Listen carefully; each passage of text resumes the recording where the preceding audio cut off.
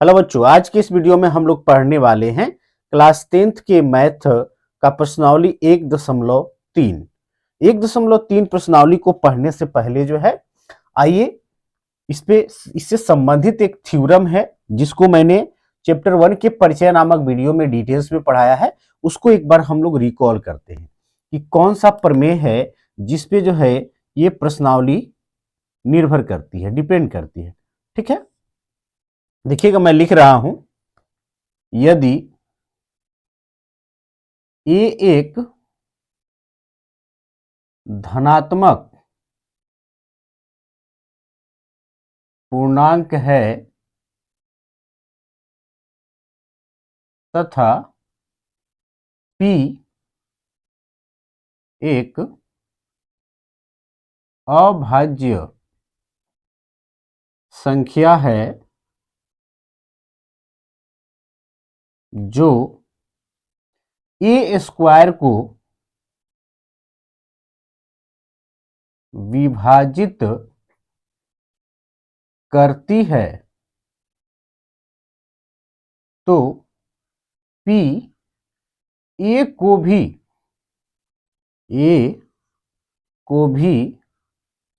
विभाजित करेगी। इसको थोड़ा सा समझ लेते हैं हम एग्जाम्पल के द्वारा। कह रहे कि जहां माना कि या यदि ए कोई धनात्मक पूर्णांक है, कोई भी ले लेंगे, और P क्या है, P एक अभाज्य संख्या है। तो अभाज्य संख्या P के लिए कुछ भी मान लीजिए आप, मैंने मान लिया कि P बराबर क्या 5। वैसे अभाज्य संख्याएं कौन सी संख्याएं होती है? वैसी संख्याएं जो या तो एक से कटे या स्वयं से कटे, वो अभाज्य संख्या है। जैसे 2, 3, 5, 7, 11, 13, 17, 19 ऐसे डैश डैश डैश। तो मैंने एक अभाज्य संख्या मान लिया P, है ना, और ए एक धनात्मक पूर्णांक है, और P के लिए कह रहा है क्या कि P जो है ना वो ए स्क्वायर को विभाजित करती है। तो ए बराबर हम मान लेते हैं 25, और ए का जो स्क्वायर होगा, ए स्क्वायर बराबर डिसिंप्लाई 625 आएगा। तो P जो है ए स्क्वायर को क्या कर रही है, विभाजित कर रही है। यानी 5 से आप 625 में भाग करेंगे, यहां डिवाइड बाई 5 करेंगे तो आएगा 125। तो यदि P जो है ए स्क्वायर को विभाजित कर रही है तो डेफिनेटली P जो है ए को भी क्या करेगी, विभाजित करेगी। यही जो है ये प्रमेय है, यही ये थ्योरम है। इसी पे जो है प्रश्नावली 1.3 जो है वो निर्भर करता है, इस थ्योरम पे आधारित है। और साथ ही जो है इस प्रश्नावली में विरोधाभास की बातें हैं। जैसे इसमें हम लोग को प्रमाणित करना है कि सिद्ध करो कि √2 या √3 या √5 जो है एक अपरिमेय संख्या है, तो उसका विपरीत हम लोग मान के चलते हैं। और कुछ ऐसी स्थितियां परिस्थितियां क्रिएट होती है, कुछ ऐसे रिलेशन आते हैं जो कि इस बात का विरोध करते हैं कि हम जो मान के चल रहे हैं वो क्या है, गलत है, और वहां विरोधाभास काम करता है और ये प्रमाणित हो जाता है कि √2 जो है एक अपरिमेय संख्या है। तो दो टाइप के बेसिकली सवाल मिलेंगे, और दोनों को जो है दो अलग अलग तरीकों से, पहले तो मैं पहला जो क्वेश्चन बनाऊंगा उसको दो तरीकों से बताऊंगा। एक में तो इस प्रमेय का इस्तेमाल किया जाएगा, एक तरीका जो हम लोग पढ़ेंगे, जैसे जो आपका प्रश्नावली में पहला जो क्वेश्चन है वह है कि सिद्ध कीजिए कि √5 एक अपरिमेय संख्या है ना। तो इसको जो है एक तो इसके प्रयोग के द्वारा सिद्ध किया जाएगा, और एक और तरीका है जिसके द्वारा मैं बताऊंगा, दो विधि से उसको बनाएंगे। उसी आधार पे √3, √2, √7 सबको प्रमाणित कर सकते हैं। और एक सवाल वो मिलेगा जिसमें परिमेय और अपरिमेय दोनों मिले हुए रहेंगे, या तो योग के द्वारा जुड़े हुए हों, या तो गुणा के द्वारा जुड़े हुए हों, या तो घटाव के द्वारा जुड़े हुए हों, या तो भाग के द्वारा जुड़े हुए हों। तो उनको जो है, उनको भी जो है उसमें परिमेय को अलग छांट दिया जाएगा और अपरिमेय को अलग छांट दिया जाएगा। तो आइए देखते हैं हम लोग किस तरह से सवाल आएंगे। पहले मैं इसको क्लीन करता हूं, और प्रश्नावली 1.3 हम लोग सॉल्व करते हैं। ठीक है, एक्सरसाइज 1.3 एक में है कि सिद्ध करो √5 जो है एक अपरिमेय संख्या है। एक का सॉल्यूशन मैं कर रहा हूं, √5 एक अपरिमेय संख्या है। माना, परिमेय इसको मान लेते हैं, माना √5 एक परिमेय संख्या है। तो आप जानते हैं कि परिमेय संख्या जब है तो उसको जो है P बाई क्यू के रूप में या A बट्टा B के रूप में हम लोग लिख सकते हैं, जहां P बाई क्यू क्या है, दोनों पूर्णांक होता है लेकिन उसमें कुछ भी कॉमन नहीं होता है, सह अभाज्य पूर्णांक होते हैं। तो इसीलिए हम क्या लिख सकते हैं, √5 बराबर A बाई बी या P बाई क्यू भी हम लिख सकते थे, कुछ भी, जहां A और B लिख देंगे कोष्टक में, जहां A तथा B असहभाज्य पूर्णांक हैं, यानी दोनों में कुछ भी कॉमन नहीं है। असहभाज्य पूर्णांक, असहभाज्य संख्याएं कौन सी होती है, वैसी संख्याएं जिनके बीच का मौसा एक हो, एक के अलावा कुछ भी कॉमन नहीं हो, उसी को असहभाज्य कहेंगे। तो यहां सीधे हम लिख देंगे जहां A तथा B असहभाज्य पूर्णांक है, तथा यहीं पे Q is not equal to 0, है ना। ये नीचे वाला 0, सॉरी यहां Q नहीं है, यहां B लिख देंगे, B is not equal to 0, नीचे वाला 0 के बराबर नहीं होना चाहिए। तो बेस मुख्य रूप से हम लोग इसका इस्तेमाल करेंगे, असहभाज्य पूर्णांक का ध्यान रखेंगे आप लोग। अब इसको आगे बढ़ाते हैं, या काम बहुत कम करना है, शब्दों के द्वारा ज्यादा समझना है इसको। √5b बराबर a, दोनों तरफ वर्ग करने पर दोनों तरफ स्क्वायर कर दीजिए, तो √5b का होल स्क्वायर बराबर a स्क्वायर। ये √5 का स्क्वायर करेंगे तो क्या हो जाएगा, 5 हो जाएगा, और b का स्क्वायर हो गया बराबर a स्क्वायर। इसका क्या मतलब है, यानी a स्क्वायर का जो मान है वो 5b स्क्वायर के बराबर आया। इसका मतलब क्या है कि a स्क्वायर जो है b स्क्वायर के 5 गुने के बराबर है, यानी a स्क्वायर जो है 5 से क्या है, विभाजित है। इसका मतलब तो यही निकलता है कि a स्क्वायर जो है 5 से क्या है, विभाजित है। तो लिखेंगे यहां पे, अतः क्या, तो 5 जो है a स्क्वायर को विभाजित करता है। तो जैसे ही 5 a स्क्वायर को विभाजित करता है तो थ्योरम के अकॉर्डिंग जो है, इसीलिए 5 a को भी विभाजित करेगा। अभी तो हम लोगों ने पढ़ा कि यदि p जो है, p क्या है, p जो है एक अभाज्य संख्या है, जैसे यहां 5 अभाज्य संख्या है, और p क्या करता है, a स्क्वायर को डिवाइड करता है, तो p a को भी डिवाइड करेगा। तो 5 जो है a स्क्वायर को विभाजित कर रहा है, यानी 5 जो है 5 गुना है, a स्क्वायर बराबर 5b स्क्वायर है, तो इसका मतलब 5 जो है a स्क्वायर को डिवाइड कर रहा है, क्योंकि ये यहां 5 का गुणज है। तो 5 जब a स्क्वायर को विभाजित करता है तो 5 जो है a को भी विभाजित करेगा। यही तो थ्योरम में हम लोगों ने सीखा है ना, इसी थ्योरम पे डिपेंडेंट है। तो इसको पहले आप लोग एक मान लें, और इसको क्या मान लेना, 2 मान लेना, कि 5 जो है इसको विभाजित करेगा, a को भी विभाजित करेगा। तो जब 5 a को विभाजित करेगा, इसका मतलब क्या हुआ कि a बराबर 5c रख लिया जाए। अब यहां पे a बराबर 5c, वैसे आप रेट का इस्तेमाल नहीं करेंगे, 5c रखने पर कहां रखेंगे, 5c समीकरण 1 में, ये जो 1 माने हैं, रखने पर, जहां c एक पूर्णांक है। जब जो है 5a को भी विभाजित करेगा तो a बराबर 5c हम लिख सकते हैं। अब क्या करेंगे, इस मान को यहां 1 में रखिए, तो क्या आएगा देखिएगा, 5b बराबर आएगा a की जगह पे 5c का होल स्क्वायर। आगे बढ़ते हैं, 5b बराबर 5 गुणे 5 25 c स्क्वायर। यहां 5 एकम 5 और 5 25, क्या हो गया भाई, थोड़ा सा और क्लियर लिख लीजिएगा। ये सिंपलाई यहां आ रहा है क्या, बी स्क्वायर बराबर 5c²। इसको मान लीजिए इक्वेशन नंबर 2, या माने या ना माने बाद में हम लोग वहां पे मान लेंगे, अभी इसको रहने दीजिए यहां पे। तो बी स्क्वायर बराबर आया 5c²। इसका मतलब क्या हुआ कि 5 जो है वो बी स्क्वायर को भी विभाजित करेगा। जैसे यहां पे आया था कि ए स्क्वायर बराबर 5b², तो हमने कह दिया कि 5 ये जो है ए स्क्वायर को विभाजित करेगा। तो यहां पे हम कह देंगे कि 5 जो है बी स्क्वायर को क्या करेगा, विभाजित करेगा। इसको यहां हम लिख रहे हैं, अतः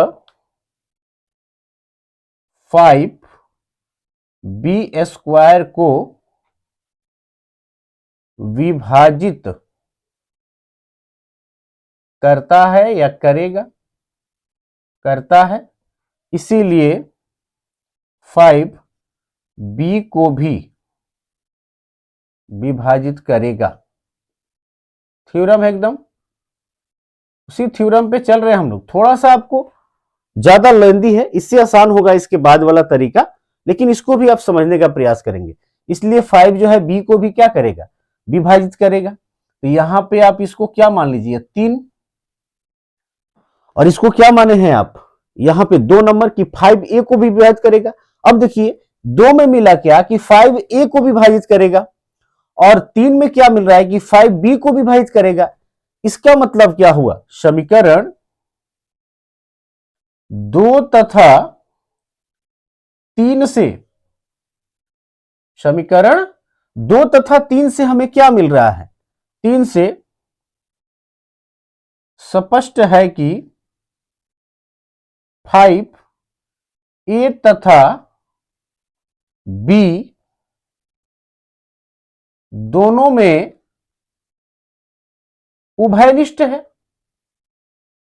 यहां लिख देते हैं नीचे, दोनों में उभयनिष्ठ है, उभयनिष्ठ है।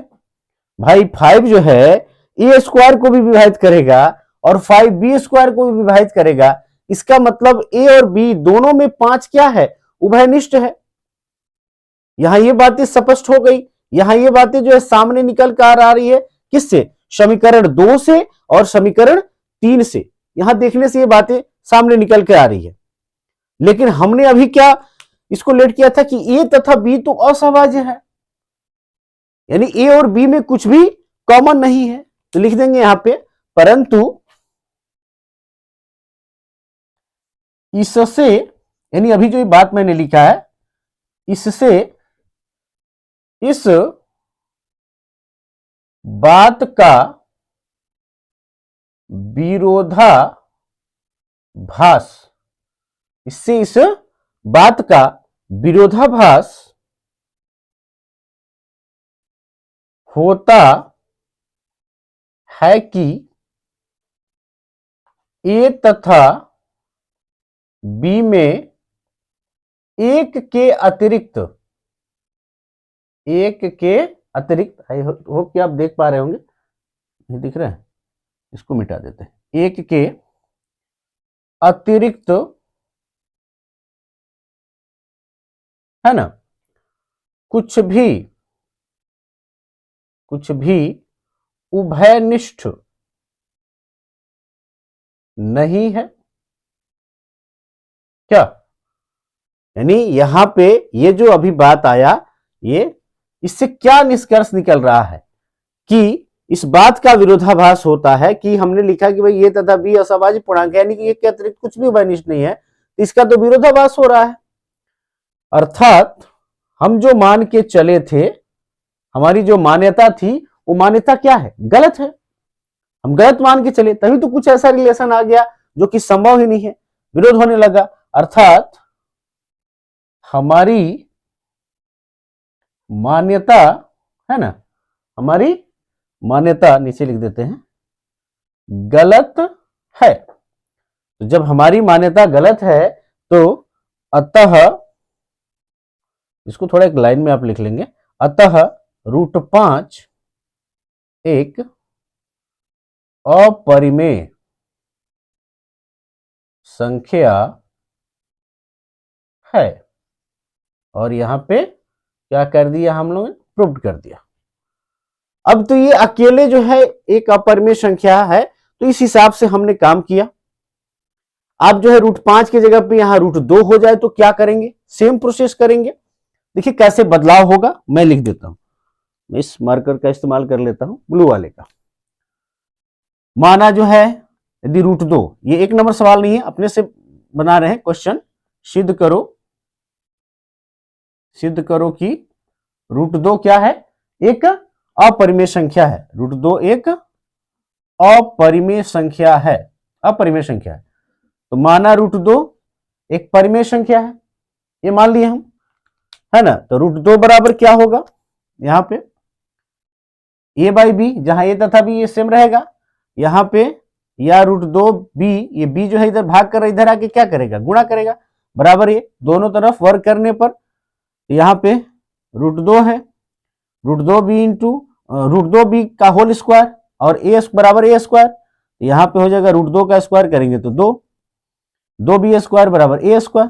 अब इसका क्या मीनिंग निकलता है कि जो 2 है ये a² को विभाजित करता है, अतः 2 जो है a² को विभाजित करता है, इसीलिए 2 a को भी विभाजित करेगा। इसको 1 मान लिए, इसको यहां क्या मान लिए, 2 मान लिए। तो a बराबर क्या रखेंगे, 2c, क्या रखेंगे, a बराबर 2c, समीकरण 1 में रखने पर, जहां c क्या है, एक पूर्णांक है। तो a बराबर 2c यहां रखेंगे तो यहां 2b² बराबर हो जाएगा 2c the whole square, 2b² बराबर 2c का होल स्क्वायर, यहां 2 रहेगा, b² बराबर 2 दूनी 4c², इससे काट लीजिए, 2 दूनी 4, यानी b² बराबर हो गया 2c²। अब इसका मीनिंग क्या हुआ कि 2 जो है b² को विभाजित करता है, अतः जो है इससे निकल के आया कि 2 जो है b² को विभाजित करता है, और 2 यदि b² को विभाजित करता है, इसका मतलब हुआ कि 2 जो है b को भी विभाजित करेगा, इसको 3 मान लीजिए। अब ये जो 2 है और ये 3 है, दोनों में देखिए 2a को भी विभाजित करेगा और 2 जो है b को विभाजित करेगा।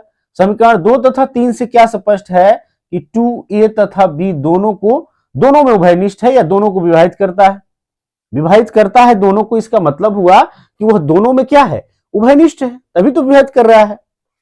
परंतु इससे इस बात का विरोधाभास होता है कि हमने ये क्या माना था कि a तथा b जो है असभाज्य पूर्णांक है, यानी एक के अतिरिक्त कुछ भी कॉमन नहीं है। तो विरोधाभास होता है कि a तथा b में एक के अतिरिक्त कुछ भी उभयनिष्ठ नहीं है, अर्थात हमारी मान्यता क्या है, गलत है। अतः √2 एक अपरिमेय संख्या है। इस तरह से आप √2 पूछे, √3 पूछे, है ना, √5 तो हो ही गया, √7 पूछे, अकेले में यदि अपरिमेय संख्या दी गई तो इस तरह से आप उसको क्या कर सकते हैं, प्रमाणित कर सकते हैं। इसी सवाल को √5 एक अपरिमेय संख्या है, इसको हम लोग दूसरे तरीके से भी करेंगे, इसको मैं क्लीन करता हूं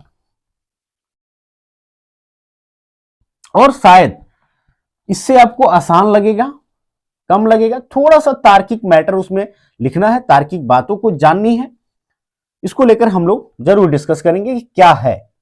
तर्क तो देना ही है, क्योंकि प्रश्नावली ये जो है विरोधाभास पे है, इसमें एक थ्योरम का भी इस्तेमाल हुआ है, तो तर्क वाली बात तो है ही, और मैथ बिना डिस्कशन का नहीं होता है, ठीक है।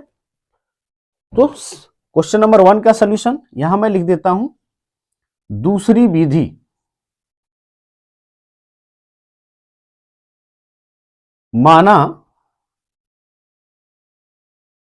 √5 एक अपरिमेय संख्या है, सॉरी, √5 एक परिमेय संख्या है, अपरिमेय तो सिद्ध करना है ना, माना √5 एक क्या है, परिमेय संख्या है, इसीलिए √5 बराबर p/q या a/b कुछ भी लिखिए, जहां p तथा q असहभाज्य पूर्णांक है। असहभाज्य पूर्णांक का मतलब p और q में कुछ भी कॉमन नहीं है, तथा q is not equal to क्या है, 0 है, ये बात होता है इसमें। दोनों तरफ वर्ग करने पर दोनों तरफ वर्ग कीजिए तो क्या होगा, √5 का स्क्वायर और यहां हो जाएगा p/q का स्क्वायर। √5 का स्क्वायर 5 हो जाएगा, है ना, यानी स्क्वायर से रूट क्या हो जाएगा, खत्म हो जाएगा, कैंसिल, और ये हो जाएगा p² / q²। एक स्टेप और बढ़ते हैं, 5 बराबर p² ऊपर रहेगा और q² को लिख सकते हैं q इंटू क्यू, 2 बार। एक q को इधर भेज दीजिए, 5q बराबर p²/q। इसको इक्वेशन नंबर क्या मान लीजिए, 1। और इसी पे थोड़ा सा हम लोग डिस्कस करना है। देखिए p और q क्या है, पूर्णांक है। यहां देखिए 5 भी पूर्णांक और q भी पूर्णांक। हम जानते हैं कि दो पूर्णांकों का गुणनफल क्या होगा, पूर्णांक होगा। यहां तो ये पूर्णांक हो गया लेफ्ट वाला। यहां राइट वाले में थोड़ा सा आइए, यहां देखिए p है और q है। p और q यहां मैंने लिखा है कि असहभाज्य पूर्णांक है। p और q में कुछ भी कॉमन नहीं है तो p²/q में भी कुछ भी कॉमन नहीं होगा। तो यहां पे जो मान प्राप्त होगा इसका भिन्न प्राप्त होगा। तो क्या लिखेंगे, तर्क क्या देंगे हम लोग, समीकरण 1 के LHS, है ना, LHS का 5 तथा q दोनों पूर्णांक हैं, इसलिए LHS का मान पूर्णांक होगा। लेकिन RHS क्या P तथा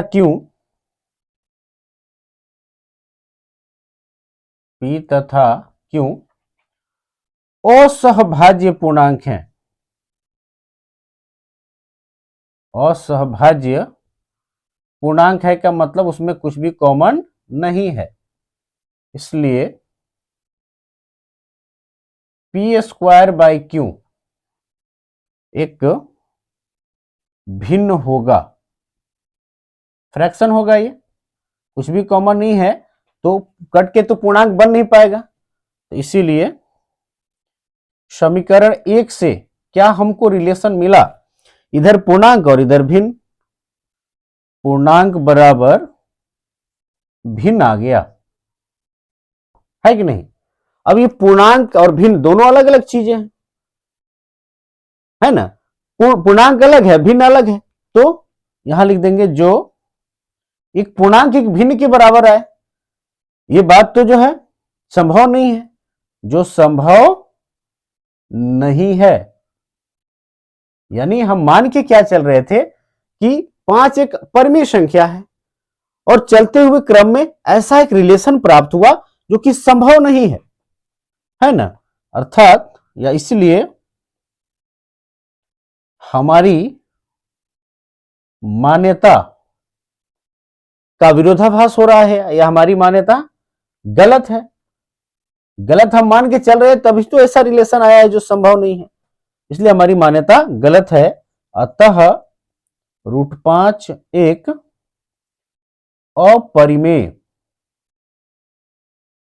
एक अपरिमेय संख्या है। तो इस तरह से हम इसको दूसरे तरीके से क्या कर दिए, प्रमाणित कर दिए। ठीक है, इसका स्क्रीनशॉट ले लेना आपको। ये तो आपकी किताब में दिया हुआ है। यदि जो है इसी पे डिपेंडेंट √5 ना पूछकर √2 पूछ दे, √3 पूछ दे, √7 पूछ दे, √11 पूछ दे, तो कुछ भी पूछे सेम टू सेम इसी प्रक्रिया के तहत उसको भी बनाया जा सकता है। मान लीजिए √3 को हम लेके चलते हैं, तो माना √3 एक परिमेय संख्या है, इसीलिए √3 बराबर क्या होगा, p/q, जहां ये सब बात सेम लिखा जाएगा। दोनों तरफ वर्क करने पर √3 का होल स्क्वायर, तो यहां हो जाएगा 3 और यहां भी 3 हो जाएगा। यहां पे हम बदल रहे हैं उसको, ये p/q का होल स्क्वायर है तो p²/q², q² को q इंटू क्यू लिख सकते हैं।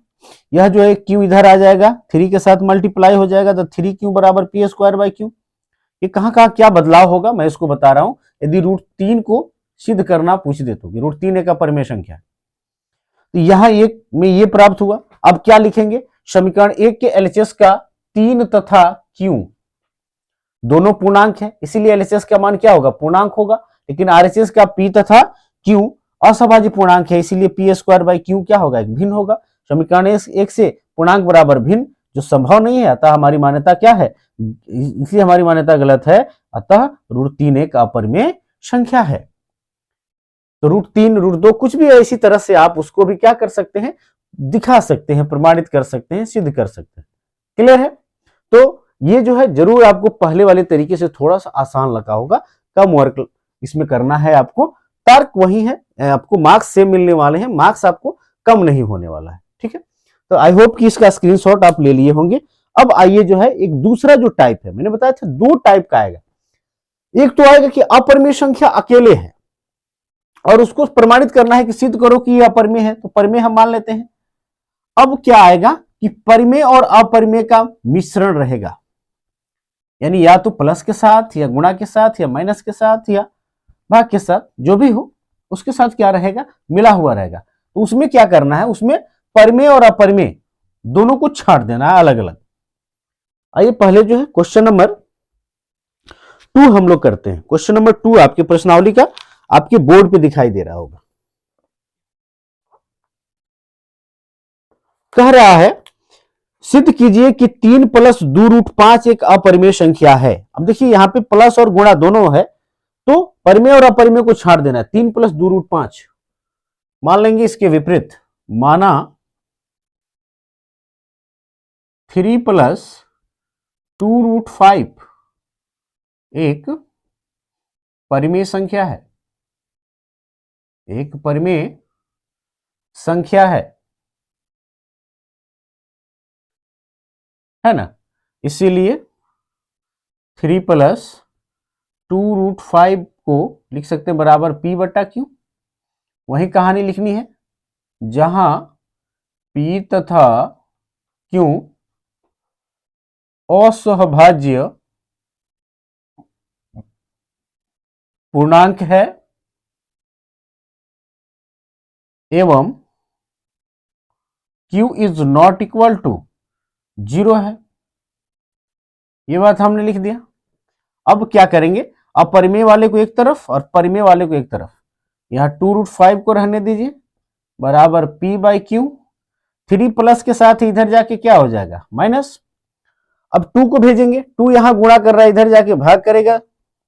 यहां 2 पद है, ये वाला एक पद, एक इधर 3 है, तो √5 बराबर P/2Q। 2Q में जाके भाग करेगा और 3 में भी जाके भाग करेगा। इसको यहीं पे आप लेट कर सकते हो, समीकरण 1। अब फिर वही बात लिखना है, देखिएगा समीकरण 1 के आरएचएस को पहले ध्यान दीजिए, PQ2 है ना, 3, ये सब क्या है, सब पूर्णांक है। P भी पूर्णांक, Q भी पूर्णांक, 2 भी पूर्णांक, 3 भी पूर्णांक। और इस पूर्णांक को रखकर यदि हम हल करें तो पूर्णांक तो नहीं आएगा, लेकिन परिमेय संख्या जरूर आएगा, परिमेय संख्या जरूर आएगा। नीचे तो 0 होगा नहीं, ये जरूर एक परिमेय संख्या आएगा, यानी भिन्न के रूप में हो या पूर्णांक आ जाए या जिस भी रूप में आए, जरूर क्या होगा, एक परिमेय संख्या होगा। तो लिख देंगे समीकरण 1 के आरएचएस का P, Q, 2 तथा 3 को हटा देते हैं, पूर्णांक हैं। क्या है, पूर्णांक है। इसलिए आरएचएस का मान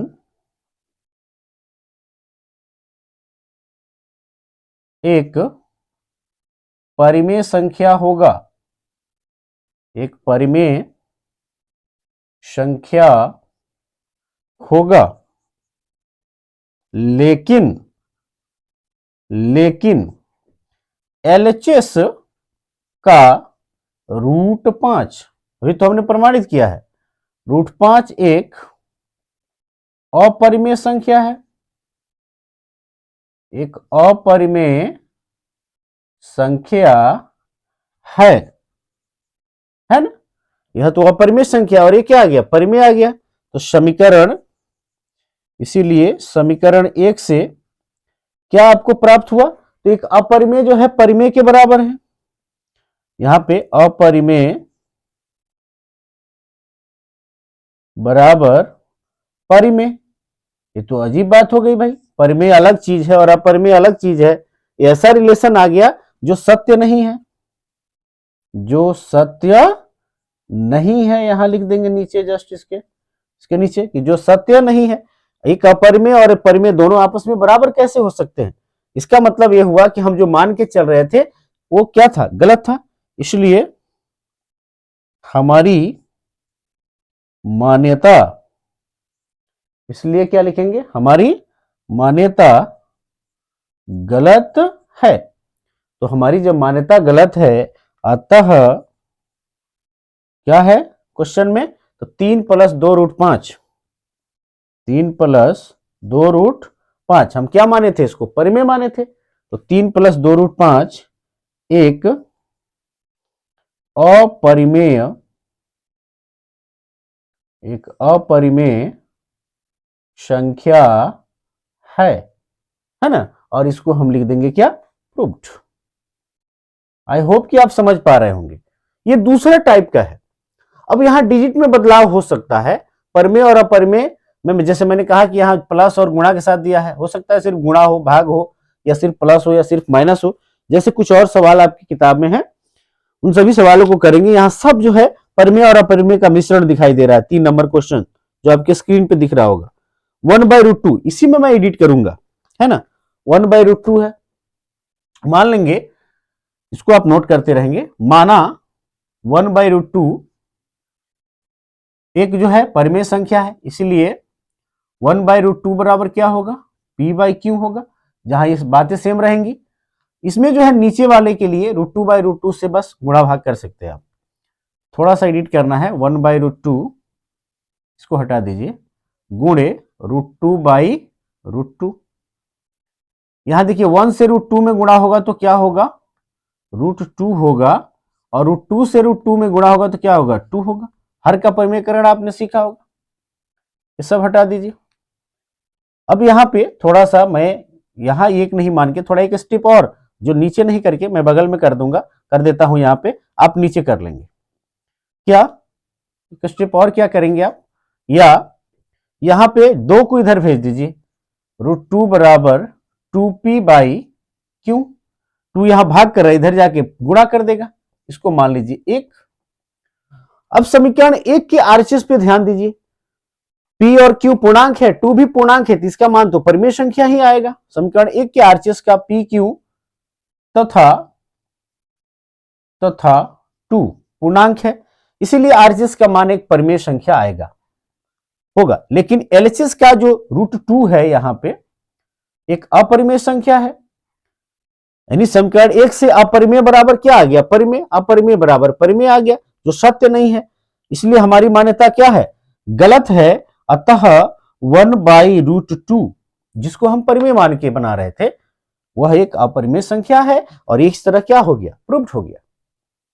थोड़ा सा बदलाव करना है बस। ये परिमेय और अपरिमेय का मिश्र जो ये संयुक्त रूप यहां दिखाई दे रहा है। जैसे एक और सवाल है आपका 3 का 2 में 7√5, नोट करते रहेंगे आप। अब इसको मैं फिर एडिट कर रहा हूं। माना 7√5 क्या है? एक परिमेय संख्या है, तो 7√5 बराबर क्या हो जाएगा? P/Q। यहां 7 क्या कर रहा है? ये सब हट जाएगा। अब यहां पे इतना आगे कैलकुलेशन होगा ही नहीं। 7 क्या कर रहा है भाई? गुणा कर रहा है √5 के साथ। इधर जाके क्या करेगा? भाग करेगा। या √5 बराबर P/7Q। इसको यहीं पे क्या मान लो? 1 मान लो। अब आरएचएस में देखो P, Q और 7 सब पूर्णांक है। समीकरण 1 के आरएचएस का P, Q तथा 7 पूर्णांक है, इसलिए आरएचएस का मान क्या आएगा? परिमेय संख्या आएगा। लेकिन एलएचएस का जो √5 है एक अपरिमेय संख्या है, तो समीकरण 1 से अपरिमेय बराबर परिमेय। ठीक है, जो सत्य नहीं है। अपरिमेय और परिमेय कैसे सत्य हो सकते हैं? बराबर कैसे हो सकते हैं? ये दोनों एक दूसरे की इक्वल हो, ऐसा सत्य तो बात नहीं है, असत्य कथन है। अतः हमारी मान्यता क्या है? गलत है। इसलिए जो है 7√5 एक अपरिमेय संख्या है, प्रूव्ड। आसान लग रहा होगा आपको, ज्यादा कुछ नहीं है। थोड़ा सा तर्क देना है। कैलकुलेशन तो 0 के बराबर है। एक अगला है 3 नंबर 6 प्लस रूट 2, इसको भी कर लेते हैं। माना 6 प्लस रूट 2, थोड़ा सा कंफर्म लू, 6 प्लस रूट 2, ठीक है। एक परिमेय संख्या है, इसीलिए 6 प्लस रूट 2 बराबर क्या होगा, पी बाई क्यू। और सेम मैटर, जहां पी और क्यू जो है सब आज पूर्णांक है और Q is not equal to 0 है। 6 प्लस, यहां थोड़ा सा बदलाव दिखाई देगा, यहां 6 जो है प्लस के साथ है, इधर जाके क्या होगा, माइनस के साथ है। तो रूट 2 बराबर पी बाई क्यू माइनस 6, इसको यहीं पे मान लीजिए एक। पी क्यू पूर्णांक, 6 भी पूर्णांक, पूर्णांकों को जोड़ेंगे, घटाएंगे, गुणा करेंगे, भाग करेंगे तो परिमेय ही आएगा, है ना। कोई परिमेय संख्या होगा, भिन्न के रूप में आए या पूर्णांक के रूप में आए। तो समीकरण कि आरसीएस क्या, पी क्यू तथा 6 पूर्णांक हैं, इसीलिए आरसीएस का मान क्या है, परिमेय संख्या है। और जो एलएचएस का रूट 2 है एक, वह अपरिमेय संख्या है। इसीलिए समीकरण 1 से अपरिमेय बराबर परिमेय जो सत्य नहीं है, इसलिए हमारी मान्यता क्या है, गलत है। और अतः 6 प्लस रूट 2 एक अपरिमेय संख्या है। इस तरह से जो है आपकी जो प्रश्नावली 1.3 है वो खत्म हो जाती है। इससे संबंधित अन्य भी कोई सवाल पूछा जाए तो आई होप आप कर सकते हो। आपको थोड़ा सा इतना ध्यान रखना है कि यदि अपरिमेय संख्याएं सिर्फ अकेली दी गई हैं तो वहां पे पूर्णांक और भिन्न का संबंध आएगा, जो कि संभव नहीं होगा। और यदि परिमेय और अपरिमेय जो योग के साथ, गुणा के साथ, घटाव के साथ या भाग के साथ एक दूसरे से संयुक्त रूप में है, तो परिमेय को अलग छाड़ दीजिए और अपरिमेय को अलग छाड़ दीजिए, और अपरिमेय बराबर परिमेय आएगा, जो कि क्या होगा, असत्य होगा, है ना। और वहां से आपकी मान्यता का विरोध होगा, और विरोधाभास को देखते हुए जो है आप प्रमाणित कर पाएंगे कि जो आप मान रहे थे वो गलत है, और उसके विपरीत जो होगा वो क्या होगा, सत्य होगा। इस प्रकार से प्रमाणित हो जाएगा। क्लियर? तो आप जो है इसको भी नोट कर लेंगे। और आई होप कि आपको वीडियो अच्छा लगता है। यदि वीडियो अच्छा लगता है तो आप शेयर जरूर करेंगे, वीडियो को लाइक करेंगे और चैनल को सब्सक्राइब जरूर करेंगे। Thank you for watching this video guys.